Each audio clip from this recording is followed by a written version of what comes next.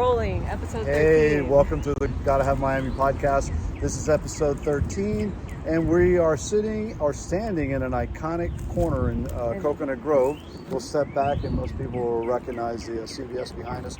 It's the corner of Margaret and Grand Avenue, and it's been the home of the Glaser Farms Farmers Market for many, many years. We don't know exactly if it's 20 years, 18 years, 15 years, or whatever, or 40 years. We really, but it's been here for a long time.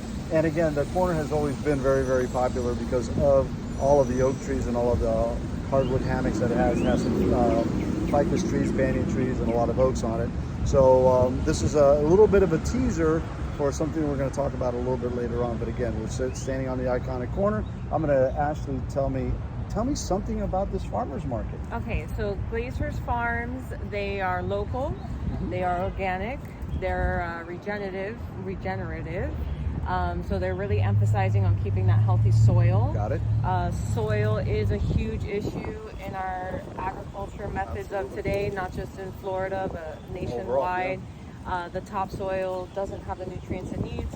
So these are one of the organic farmers who they are focused on keeping that soil healthy. Just because something's organic doesn't mean that they're farming in the regenerative way. So just because you're organic doesn't mean you're doing good for the environment. That's what I love about this younger generation. They understand all of these organic things as opposed to us who grew up on canned. And like, you could open it with a can here. I have a funny story. But no canned foods here. No canned foods. So every Saturday, they do have a location. Way down 192nd, I think 137th down in Hillside. It's far away. But there is a location probably closed for many of you out there to check out during the week. But if you're over here in the city area, city of Miami area, you can check this out on Saturdays. They have produce, they have prepared foods, nuts, olives. I mean, they also have they dabble in a little bit of a clothing line. I don't know if that's them or is it like other vendors that Maybe they bring some in. other vendors that they bring in. Yeah. And it's usually 10 to 7 on Saturdays. 10 to 7. Rain or shine, because I drive down Grand Avenue and it's raining like hell, and they are out here. So. Yeah, and I think that farmers markets in general they want to be available to the consumer to give them that local product, and I think that's why they emphasize on the rain and shine. And I called them today, their brick and mortar location, and I asked them about the Saturdays. They were like, it's in their script, rain or shine. Rain or so shine. I think that's just to say, come get your local organic produce out here at the farmers market on Saturdays. No excuse. No excuses for you. I like that. I have a funny story about this. So I came out and I ran into Stan one time and I said, listen, because they sell exotic fruits in our tree back in the other podcast the other day. We have a soursop tree, which is not the most common plant, and in Spanish it's a Gaunabana tree that my dad planted back in the early 90s in our home, and it bears fruit all the time. It does it twice a season, and we're sitting on these, and they're big mothers. I mean, and I didn't know what they were worth. And I came over here one day, and he says, "Well, yeah, we get like $7 or $8 a pound." And I'm thinking to myself, "My God, this tree is like worth a fortune. It's better than the giving tree." I mean, this thing is producing, I don't know, I'd say a couple $1,000s worth of fruit a year. Because they're big when... They're like, we have some that are about 6-7 pounds a pop. Right. So the best part was, okay, how am I going to cultivate this? And if you've never seen a Gaunabana tree, it is pretty tall tree, and the fruit gets very big, and it has a very unique way of dropping. When it drops, it like wipes out. So I had to come up with like this interesting idea or whatever I could to see if I could capture them before they fell. Right. So what I did was I created this whole fishing net thing with PVC, and I made like a big bed around the tree, so when the Gaunabana would fall, it would catch it. Yeah. Until I realized that half the squirrels had eaten all of the Gaunabanas, and they were coming down without it. And then I was missing some of the fruit because I hadn't done you know what? I just gave up. So I figured, I get one every once. Yeah, I get one every once in a while. I give it to people, and that's it. So that's my Gaunabana story. But yes, come on down. It's every Saturday. I know they're here. And another funny story of the bid. You weren't around. No. But the Business Improvement District for Coconut Grove, years ago tried to do a little farmers market over by the Playhouse. Right. And it was cute. It was very, very, very, very small. And they got awarded best farmers market in Miami-Dade because everybody thought it was this market. Oh my gosh! So they got credit for something they didn't they do. didn't do. So this was the actual best farmers market. Yeah, this is the actual best farmers market. It's actually one of the most unique ones. So come on down. It's always packed. It's always fun. There's a lot of individuals here that come in, and it's just a great place to people watch also. So it's kind of an interesting dynamic. Yeah, I like driving by here and checking it out. All right, a little real estate. What do you got? I am noticing, and other renters are noticing, that rental units are staying on the market a little bit longer. But not for the reasons you may think. Right. You know, it's not the price. Yes, the prices are high, but that's not why they're sitting on the market. From conversations with these listing agents, the landlords are really looking for a particular tenant. They're very picky. You know, and they have the opportunity to be picky, and most landlords are taking advantage. Mm-hmm. So you'll see things sitting on the market for 30 days, and you call, and they're not going to take a lower price. They're asking you more. What's your credit score? What does your client do for a living? What is their income like? They're asking for 3 to 4 times the monthly rent as an income. So if you're talking about a $3,000 a month, you got to be making $9,000 to $12,000 a month to qualify. Yep.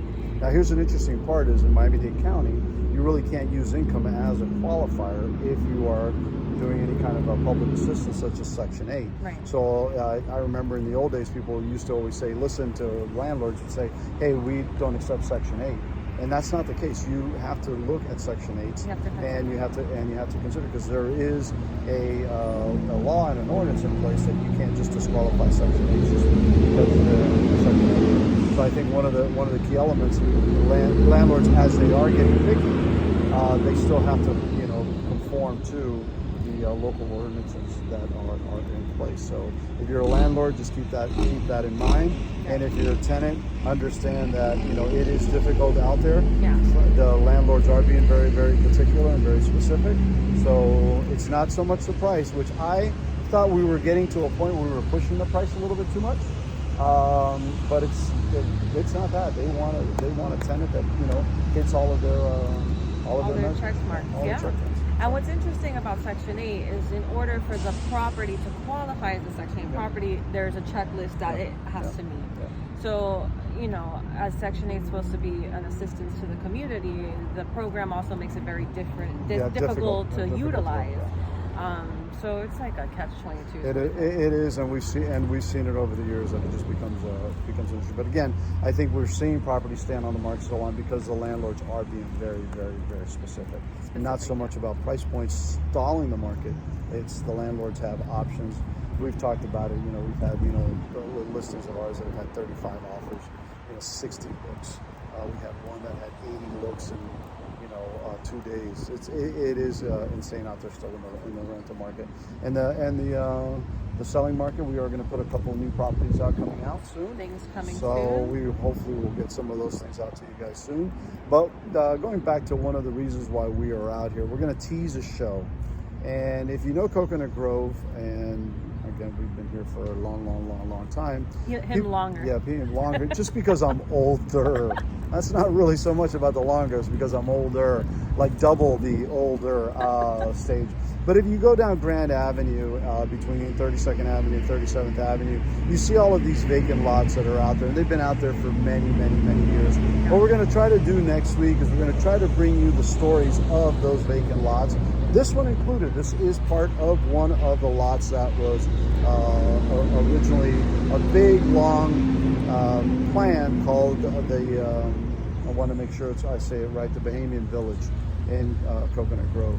So I think what we're going to do is we're going to tease it. We're going to be back next week. Tuesday we'll do Series 1 or Episode 1. On Friday we'll do Episode 2. We're going to try to go and take you to the beginning. Yeah. Then the beginning is a long, very interesting story that a lot of folks don't know, and it actually starts when I got into real estate. And it was one of the conversations that when I was learning the business, all of these properties came to market. Yeah. And it was an interesting conversation. And that's when a lot of us understood that, wow, Coconut Grove is going to change very quickly, and especially the area that some people call West Grove, Grove West. They have a bunch of different names for it. We just call it Coconut Grove. And we already knew that it was going to change quickly because of one move. And you know what? We'll throw the tease in right now. Go for it. So in the early 2000s, there was a family group that owned 89 properties here, and they put them all on the market in one time, and that is what began to change this area. So we'll talk a lot more about it on Tuesday, and then we're going to go from the past, and then we'll go to the current. It is a very, very long, complicated, intriguing story, but it'll explain why you see all of these lots on Grand Avenue as vacant. And it'll have politics, it'll have schemers and scammers, it'll have do-gooders, it will have all sorts of interesting characters that it will play into it. But I think any Miami local who's visited the Grove has asked themselves, okay, well, you know Coconut Grove to be one of the pricier areas, if not one of the most expensive areas in Miami.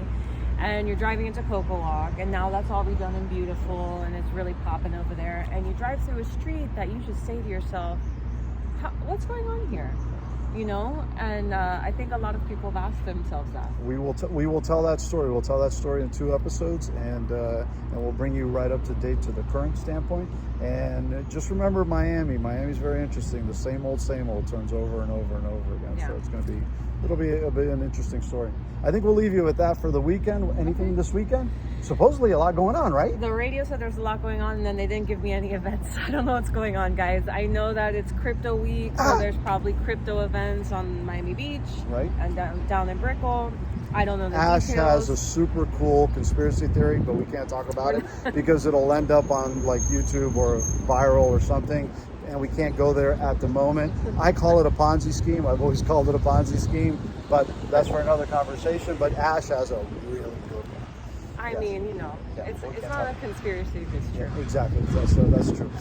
But the weather's great. Beautiful weather. Yesterday was 200 degrees. Today it's like going to be in the 60s. Yeah. We have no idea what's going on here. It must be global warming, which we all believe in. At least I do, because we know it's out there. It's part of our dynamic. But man, Miami has been just wow. I know, it got really hot. I said, oh, that's it. Yeah. Summer's starting, you know? And then we got this cold snap. Yeah, it's absolutely beautiful. And it should be like this all weekend, so get out and have fun. Have fun. All right, guys, thank you for joining us in episode 13. And remember to follow us on Tuesday. It's going to be a great story next week, Tuesday and Friday.